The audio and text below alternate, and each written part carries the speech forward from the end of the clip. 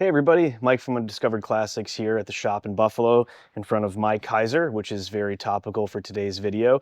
So we're going to give you an overview of the collection of Kaisers that Jeff has down at Fiberglass Farms, which is quickly becoming less Fiberglass Farms and more Kaiser Farms, as a lot of the fiberglass sports cars are exiting, either to come up here or to go to new homes, or with some of our other colleagues that are going to be working on restoring them. Before we dive into Jeff showing off his collection of Kaisers, I thought it'd be helpful to actually go over what is Kaiser? What is Kaiser-Frazer? Not too many people know the history of it, so I thought it might be beneficial to give a little bit of a brief overview, just a short history. If you want the longer version, there's actually this great book. I think it's out of print currently, but it's The Last Onslaught on Detroit, and it's all about the history of the Kaiser-Frazer company, their attempts to create a competitive car market with the big three, and ultimately why that didn't work out. So let's get into it. The rise and fall of Kaiser-Frazer. In the shadows of World War II, one of the most ambitious post-war ventures in American industry emerged, Kaiser-Frazer Corporation. Born from the vision of two very different men, Henry J. Kaiser, a dynamic industrialist with a legacy of wartime production, and Joseph W. Frazer, a seasoned auto executive steeped in the traditions of Detroit, Kaiser-Frazer was more than just another car company. It was an emblem of post-war optimism and a bold effort to challenge the big three automakers. It was also, unfortunately, a short-lived yet significant chapter in the American automotive saga. With the end of World War II, there was a massive shift in American industry. Many factories that had been converted to produce tanks, planes, and ships were now eyeing peacetime markets. Among the entrepreneurs looking to convert wartime momentum into civilian success was Henry Kaiser, best known for his shipbuilding efforts that churned out Liberty ships at record speed during the war. With no prior experience in car manufacturing, Kaiser brought raw ambition, organizational brilliance, and an eye for scale. Enter Joseph Frazer, a seasoned automotive veteran who had held top positions at Packard, Chrysler, and Willys Overland, and was instrumental in reviving the struggling Willys Jeep brand. He saw in Kaiser the financial backing and manufacturing capability that he needed, and Kaiser saw in Frazer the industry know-how and credibility that he himself lacked. Together they founded the Kaiser-Frazer Corporation in July of 1945, which was headquartered at the massive Willow Run plant in Michigan, which was formerly the world's largest bomber factory built by Ford to produce B-24 Liberators. The two men had distinct philosophies. Kaiser believed the market would be insatiable for new cars post-war and pushed for fast production. Frazer, ever the pragmatist, favored a slower, more cautious approach. This friction would eventually shape and fracture the company. Before diving into car production, it's essential to understand the wartime credentials that gave Kaiser his industrial reputation. During the war, Henry Kaiser's shipyards in California and Oregon became symbols of American industrial might. Known for inventing techniques that would dramatically shorten shipbuilding times, Kaiser transformed America's maritime logistics. His companies also produced steel, aluminum, cement, and even ventured into wartime medical care, pioneering employee-sponsored healthcare that would eventually become Kaiser Permanente healthcare system, which still exists to this day. Though Kaiser-Frazer was not formally incorporated until after the war, its foundations were built on the momentum and technical mastery honed in wartime production. The Willow Run plant itself was a product of wartime scale, and it churned out nearly 9,000 B-24 bombers under Ford's direction. With this colossal infrastructure in hand, Kaiser-Frazer was poised to leap directly into the peacetime economy. The first Kaiser-Frazer models debuted in 1946 for the 47 model year, the Kaiser Special and the Frazer Standard.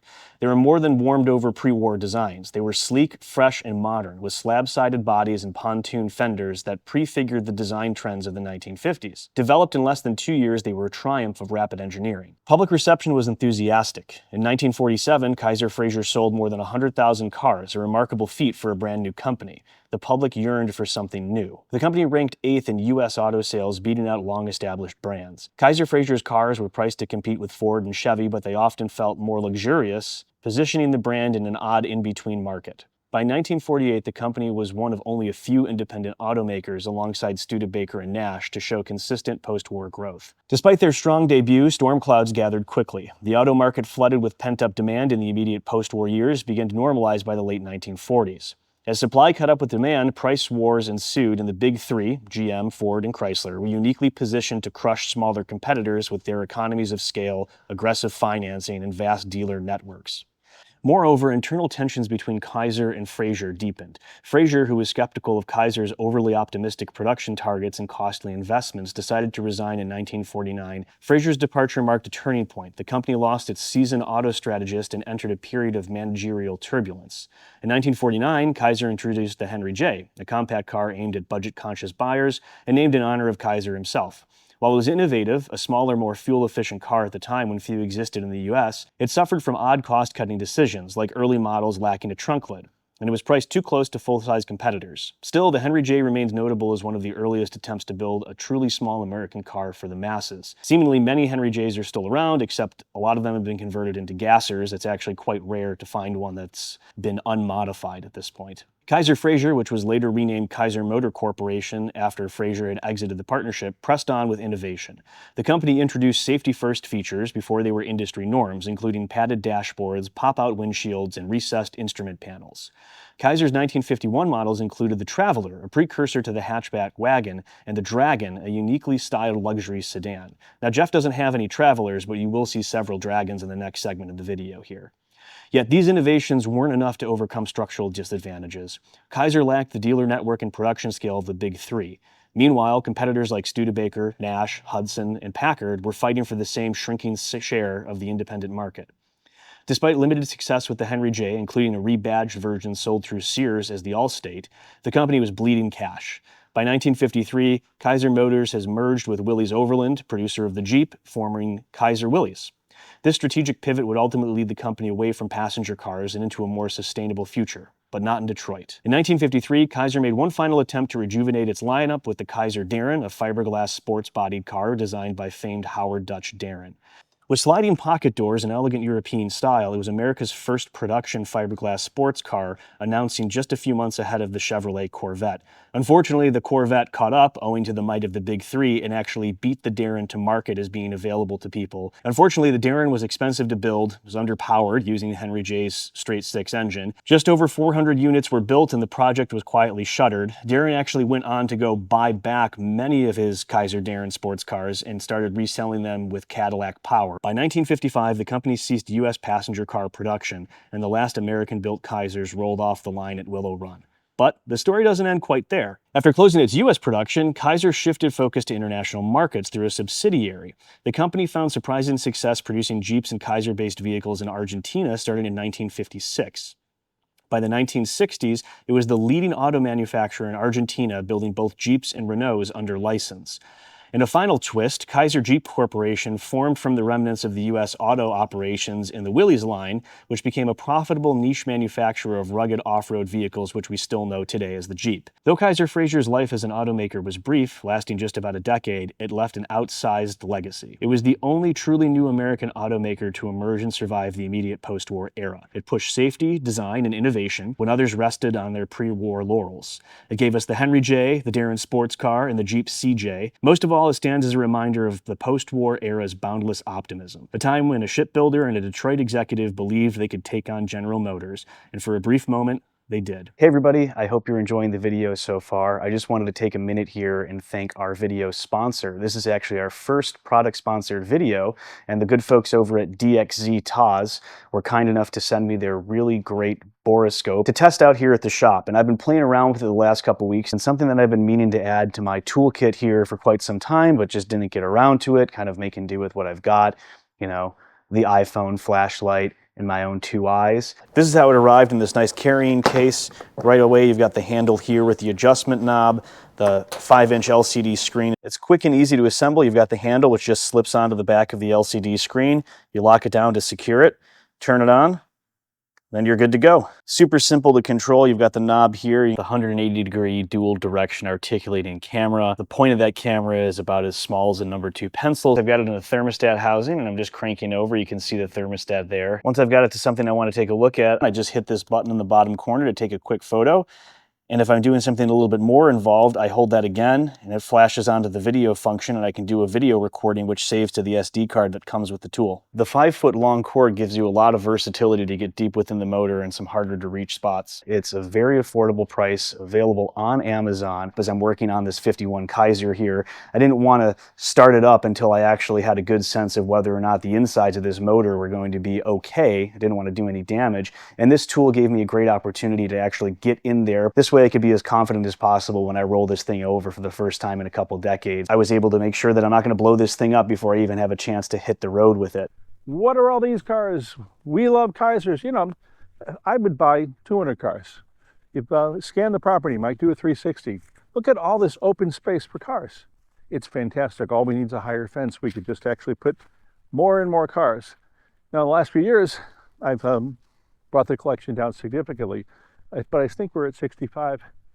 Oh, nope, 67. I bought a car last week and I bought another car this week. So there'll be 2 new cars coming out here to Fiberglass Farms. What about all these Kaisers?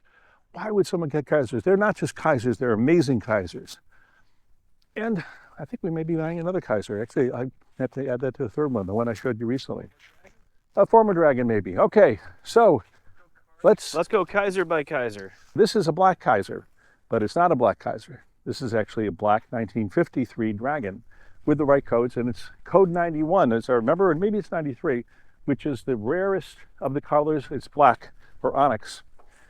And they made maybe between the very first Dragons came out in the fall of 52 with the Laguna cloth and all, just beautiful cars. And the first 5 to 15 were black. Of those, 3 exist today. One was restored by a club member a number of years ago. I think Rudy Phillips has it. The other one was found in St. Louis, and I hope some people there, I've talked to them from time to time, we're going to restore it. It really is cool. It has a rear windshield wiper, my favorite feature of the Kaisers. And then this one, code 93, I believe, onyx is black, with all the black Dragon ahead, black. You know, black is continuing the most boring color for this car, but I would never, I wanted to change it to red. I'm going to, Mike, make a note, I need to get another Dragon so we can make a red Dragon. I don't want to do it. But why do I like this car so much, not just the black Dragon? Because of the front clip. Larry Barker confirmed this last year when Tim Masters and I were on the phone. This is actually, it's been updated to 1954. It's the only real Dragon. It's a 1953 Dragon, but it's been updated to 1954 on the front end, which I think is fantastic. What's a little bit confusing is I thought it might have been, if you come up here, it still has lacquer paint on it. All the cracking is characteristic of an older lacquer, all the cracking and painting. So I thought, well, maybe there's a history, if you talk to Jack Mueller and others, of Kaiser keeping their 53s and making their 54s, but this doesn't show up in any of the literature that's available in the club. This is most likely an update either by a dealer in the 50s originally, or a person, and Larry might know, in the 1980s. On top of that, it has an Oldsmobile engine, V8, which is really cool. I guess that was a popular addition or modification that Kaiser club members made, because it hooks right up to the automatic hydromatic transmission. Right. And it spins fine and so forth. I hope to make this a personal driver at some point. It had chrome wire wheels and other chrome features on the engine. As you can see, it's antique 19, what does it say, 80 something? 89. Which to me is not long ago, but Mike, what year were you born? 89. Man, this was made for you. So, a car that was, but you look a lot better in shape than this car from. I want to go that far. Okay, this one, all the Kaisers we have, except for one, are kind of interesting models or rare in some features. This is a 1955 two-door. That's a 53 Dragon four-door, which has been updated to 54. This is a 53 Dragon four-door. This is one I got a Reno. It runs and drives nicely, and it got hit in the back. I'm not quite sure what to do with it, but it's a 54 early special, which means it was a 1953, most likely Manhattan, and then it was made into a 1954 and sold as a 54, and it has the smaller window in the back and other features like a bamboo interior, which make it a 1953 fifth conversion to the early special. It is. You leave it open? Okay.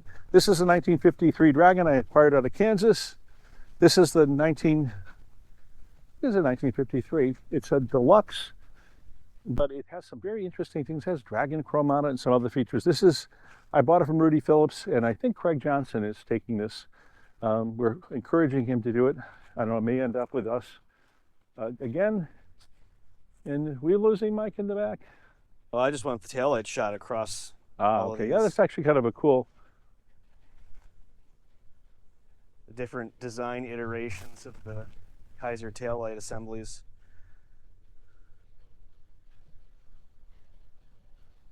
And of note, if you look around, not Mike look around, but you might see things down here. We just went through 2 hurricanes this fall, only 9 weeks ago. So 2 hurricanes in 13 days. All my cars survived fine. One is bashed up back there, but that was from Hurricane Irma like 7 years ago. This is one of my favorite cars called the Wow Cadillac. Did we Not ever a do a Kaiser. video on it yet or no? We did. We did? We did. Go. Look it up. This is a 1954. No, this is 1955. This is one that Tim Masters is taking over. It's a Manhattan 2, 55 two-door. Could be wrong about that. Could be his over there. Actually, his is over there. This is mine. I'm sorry. This is my 55 two-door. Anyway, it's a 55 two-door. I've got two 55 two-doors. They made 44 of them in 1955. We have all the titles and badging and so forth. I bought the 55 two-door, this one I think, from either this one or that one, the two, from Rudy Phillips. This one I got in Paradise, California. It was a miracle. It survived the fire of years ago. It was one of the very few things that survived the fire. It's another 54 two-door. I love 54 two-doors. Mike, is this your water? Here's another 54 two-door. These are both specials. This is a 1950. I think I got this from Randy Rutherford. This is a 1953 Show Dragon. They made 6 of them. Look at the shape that I keep it in. We'll just start. I've got the interior pulled out. It's all in storage, dry storage. We've got to redo the car. I have a brand new engine, brand new transmission. I bought stuff from Bob Dayton and all new chrome. Bought it all from. So when we're ready to start, we'll be ready to start. Sheet metal stuff, maybe a frame off. Don't know. This is the DMNAC now, which Mike wants to do a video on someday, maybe today. No one knows who owns this car, Mike? Some guy who lives in a place where it snows. Any idea of the name? It might be me. Okay. Here's another one. I've got a parts car from, actually all the parts it was in restoration from Randy Rutherford. It came with the show car. It's a 53 Manhattan. Here's one that Craig Johnson and I took a 5-day trip to pick up, which I loved. I don't know if I'll ever do anything with it. It's a 54 two-door. It's a true 54 two-door with 3 windows in the back. And it's sitting on a Lincoln Continental or Lincoln chassis from the mid-90s. And engine and everything. Wouldn't that be a fun custom? You always want to have projects to do. I think I have enough projects to do or sell or look or watch or be a part of. So that's the story of the Kaisers.